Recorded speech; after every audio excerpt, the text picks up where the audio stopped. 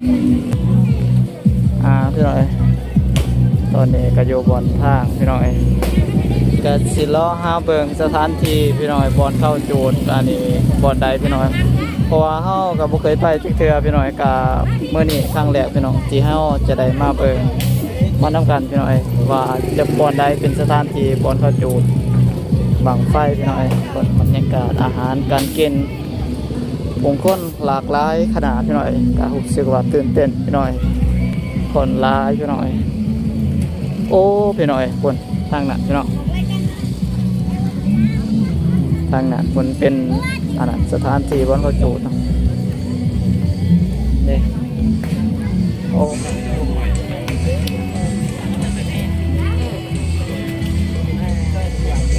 เจ้าประธานจะได้รับส่งไฟเนาะจากสถาบันภูเก่าเอามาเบิ่งมาชมน้ำกันพี่น้อยที่8เดือนที่9เนาะถือว่าทางสถาบันภูเก่าแฝงเกียรติที่จะจูดขึ้นให้สู่พวกพี่น้องเขาได้รับส่งกันเนาะ3 2 1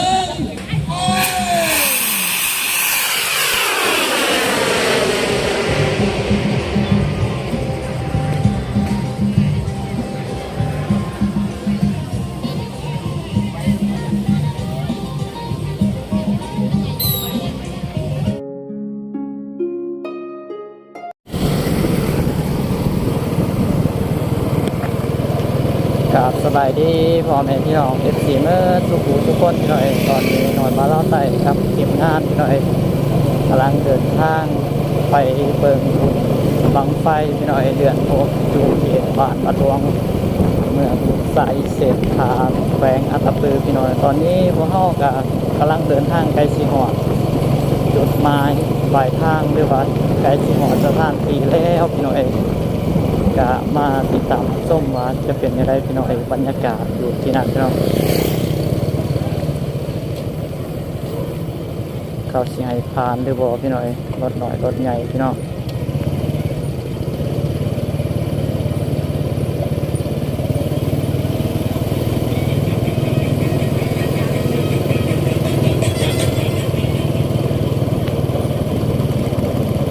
มาเบิ่งมาชมน้ำกันพี่น้องว่าจะเป็นอะไรบรรยากาศปีนี้พี่น้องครั้งแรกในชีวิตของหน่อยบ้านเราไต่พี่น้องที่เขามาเบิ่งมาส้มและกับผ้า FC เมื่อทุกคนพี่น้องที่พอท่านได้เบิ่งได้ส้มงานบุญบังไฟประจำปีเขตเมืองไซเสียท้าแขวงอัตตปือพี่น้อง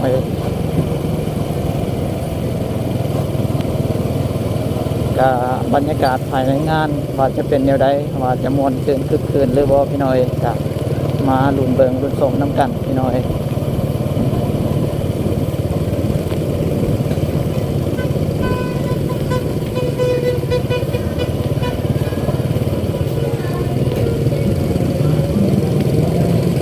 คนสีร้ายสีน้อยซ้ำใดกันมาเบิง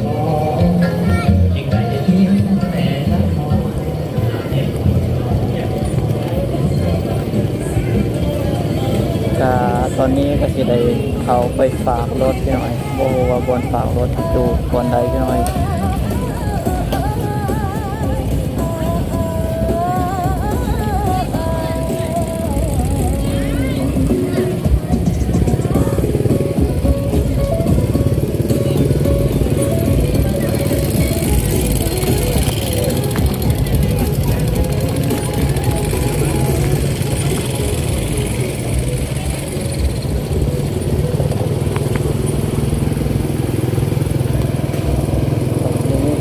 เขาไปฝากรถพี่น้องที่นั่นเขาจะพี่น้อง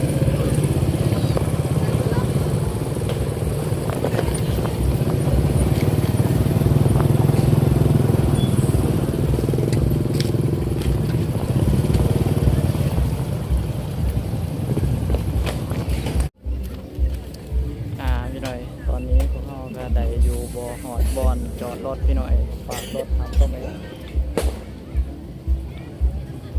งานนายน้องพี่น้อยก็ขาฝากรถพี่น้อง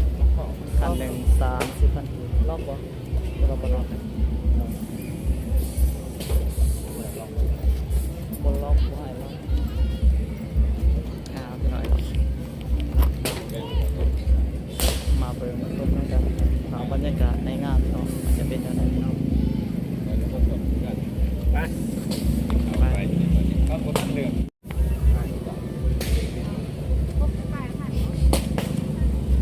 น้อยตอนนี้พวกเฮา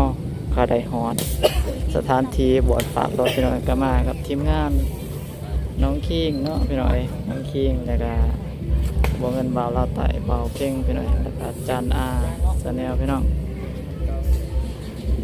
นักยูทูบเบอร์อัตตะปือพี่น้องเอ้ย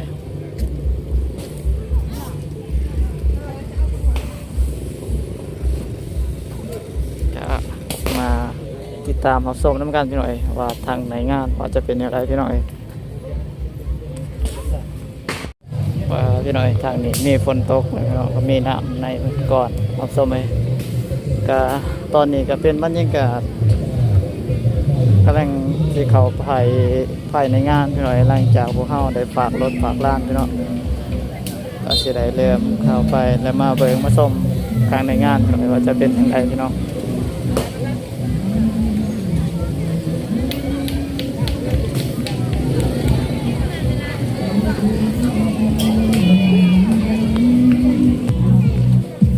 พี่น้อยตอนนี้ก็อยู่บนทางพี่น้อยก็สิล้อหาเบิ่งสถานที่พี่น้อยบอนเข้าจูดอันนี้บอนใดพี่น้อยเพราะว่าเฮาก็บ่เคยไปจักเทื่อพี่น้อยก็มื้อนี้ครั้งแรกพี่น้องที่เฮาจะได้มาเบิ่งมานํกันพี่น้อยว่าจะบอนใดเป็นสถานที่บอนเข้าจูดบังไฟพี่น้อย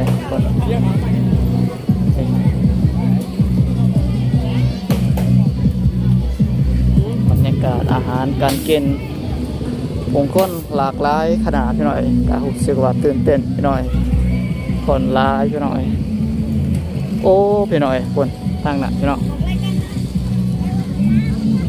ทางนั้นคนเป็นอันนั้นสถานที่บอนเขาจูดเนาะ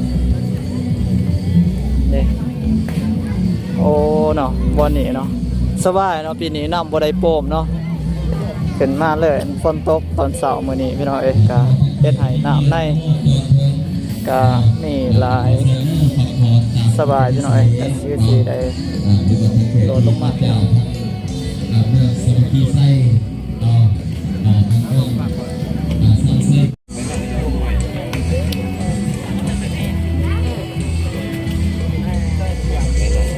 อันนี้เป็นบรรยากาศก่อนการเปิดงานพี่น้อยก็ผู้คนก็มาหลากหลายพอสมควรตามสมไปโอเคแหละเพราะว่าเฮามาก่อนตอนทางนั้นเขาเจ้ากำลังติดตั้งอันนั้นบังไฟพี่น้อยมันมีบังไฟสาพันนับเก่าแล้วก็สาพันมันยิงบาทพี่น้อยตามสมไปแดดออกแห้งพี่น้อยก็บ่ฮู้ว่า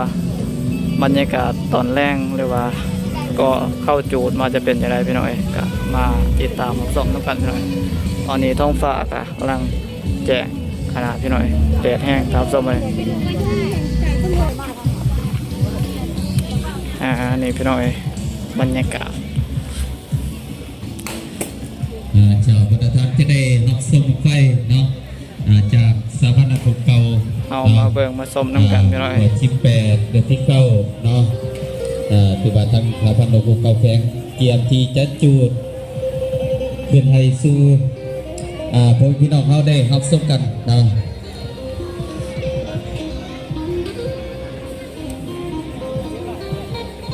เจ้า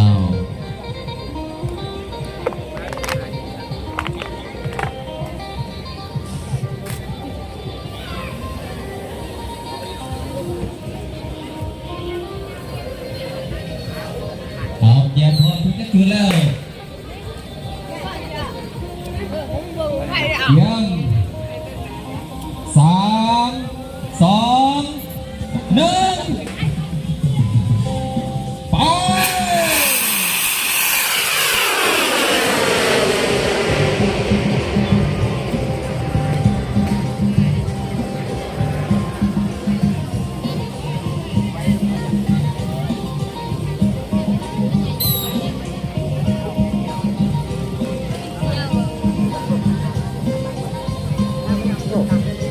โอ้ขึ้นไปใกล้ขนาดถือว่าขึ้นไปเนาะ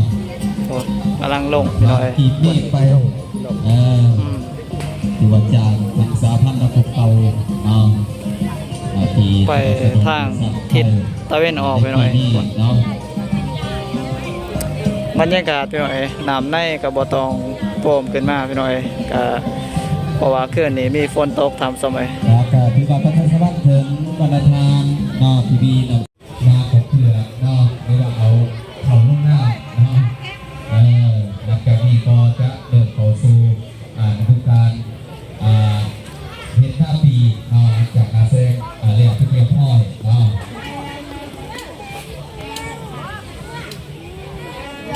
ไม่ใช่ว่าจะเอาเครื่องรถนี่แหละ เอาเกินก่อนพอดีพอดีอยากตายเลยเด้อแม่เป็นกันยิ้ม อันนี้ว่าเซตตี้อันนี้แซกแต่ว่าว่าเซตตี้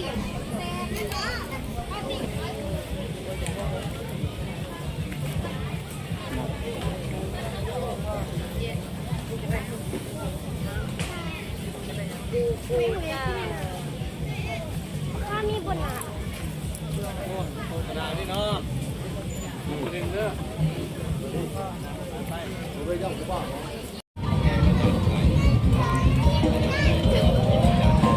สาวไอก่อน เจ้า อ้าวพี่หนามาผีนี่ที่สาว ถึงผู้ประกอบการเทรนเนอร์เนาะท่านผู้สมัครภาพในว่าการใดที่ว่าขายมะกะโพก น้องสองคนนี่มาแต่บ้านใดนี่เอาไอ้ฮะ ที่บัดนี้ก็ถือว่าได้เคลื่อนย้ายเข้ามาเนาะที่ต้องปิดขบวนรถไฟเนาะ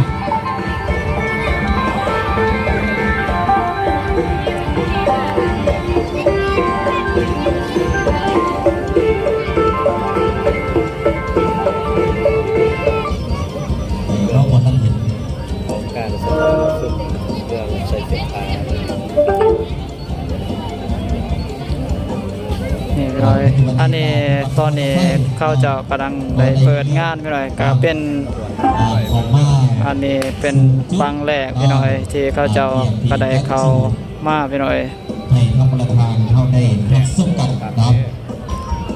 อ่า ได้เรื่อง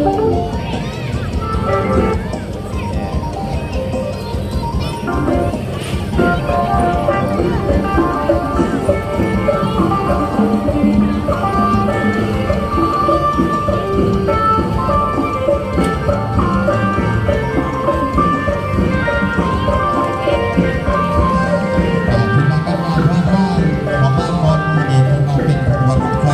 จากทางออกจาก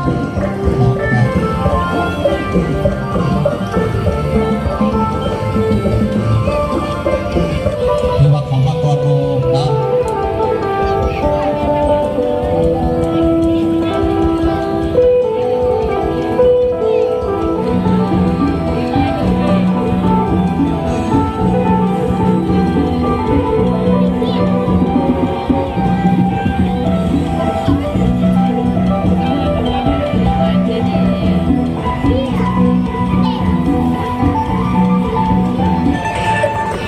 เ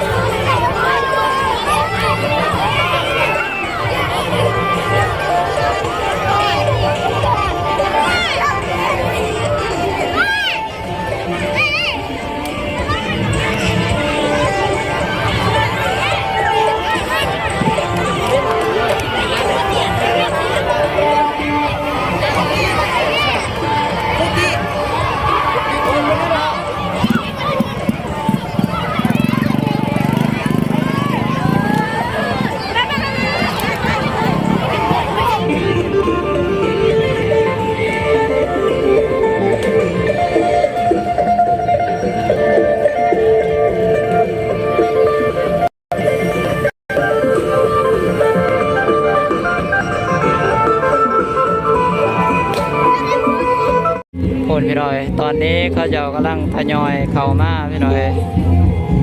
ก็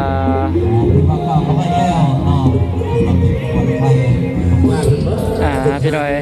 ทางหลังนี่จะเป็นหน้องน้ำสำหรับอานันอาบหรือว่าบังไฟของผู้ใดที่เสียหรือว่าที่บ่ขึ้นจะได้โดดลงน้ำพี่น้อยตกลงน้ำจะได้โยนลงน้ำตามสมัย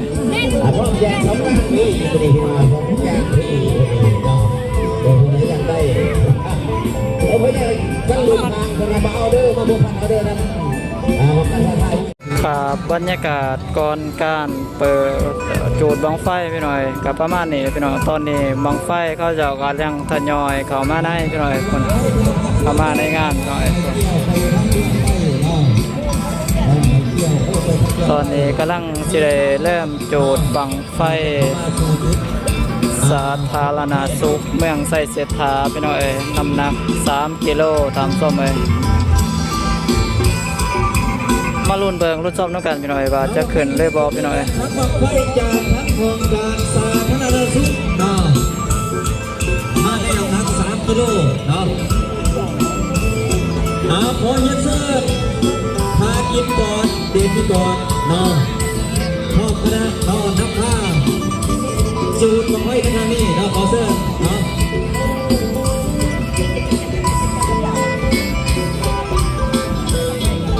ขอเฮียเซิร์ทั้งทีมงานของการสาธารณสุขเนาะนำทีมงานโดยนักพากินก่อนเด็ดก่อนเนาะคือว่าเจ้าของบังไฟเนาะเจ้าของบังไฟบ้านประสบวัติชัยของวันนี้บังหาเนาะเรื่องการขึ้นมาเราจะให้เจ้าของบังไฟเอาความระบาดทางความการกระทำความระบาดทางทุกวันความระบาดพวกเราจะตู้ได้สัญญาณของเราได้สัญญาณแดงเพื่อจะนับไว้หลังก็ทำการตู่เราเข้าไม่ได้ก็ถูกกองมาบริการการถูกกองความจริงตั้งที่เขาเกี่ยวที่เราเป็นเถ่าแก่ทุกคนนี้เขาได้สื่อของกันบ้านแล้วเดินทางเนาะประชาชนมาแจ้งหน่